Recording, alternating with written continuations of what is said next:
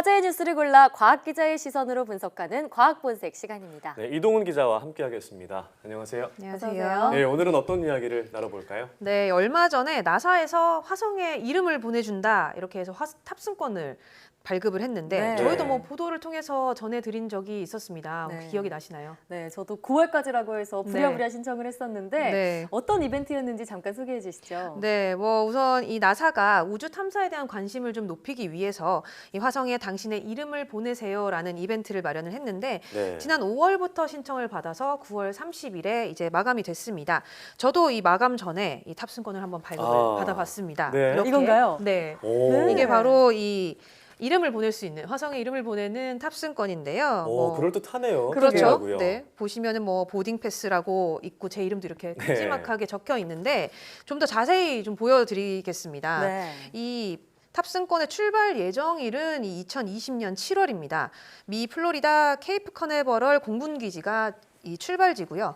목적지는 이 화성의 예제로 크레이터입니다. 지금 보시면은 이 영어로 적혀 있는 걸 보실 수가 있고요. 네.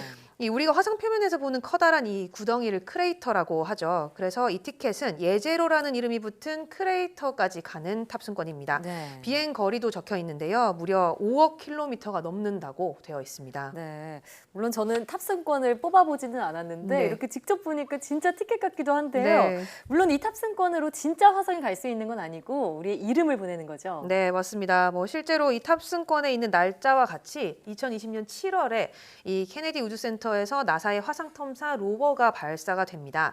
이벤트에 참여한 사람들의 이름은 이 로버에 실리게 될 예정인데요. 네. 머리카락 1000분의 1 크기 정도의 아주 작은 실리콘 칩에 이 신청자들의 이름을 새긴 뒤에 로버의 유리 덮개 아래에 실어서 가는 겁니다.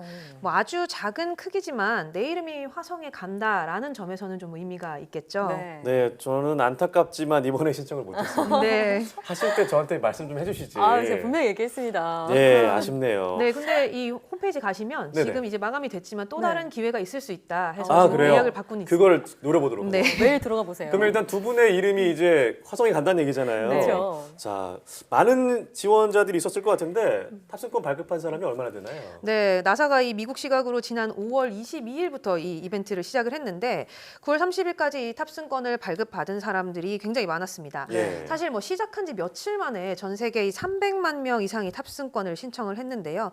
이후에도 참여한 사람이 꾸준히 늘면서 이 최종적으로는 모두 1000만 명이 넘는 사람이 화성에 이름을 보냈습니다. 네. 나라별로 좀 살펴보면요. 가장 많이 신청한 건 터키 사람들이었습니다. 무려 250만 명이 넘는 터키 네. 사람이 네. 이벤트에 참여를 했고요. 2위는 인도로 이 170여 명 정도가 신청을 했습니다. 뭐 그다음으로 뭐 미국과 중국, 이란, 영국, 인도네시아가 이렇게 뒤를 이었고 8위가 바로 우리나라 한국이었습니다. 한국은 이 9위에 오른 이스라엘과 아주 마지막까지 경합을 벌였는데요. 네. 아주 근소한 차이로 8위를 차지했습니다. 모두 20만 명 정도 되는 오. 한국 사람이 이 화성에 이름을 보냈다고 합니다. 네. 네. 근소하게 8위에 올랐군요. 아마 네. 저희 둘이 좀 기여를 하지 않았을까 그렇죠. 싶은데. 포함이 돼 있을 겁니다. 네. 네. 그만 자랑하시죠. 네.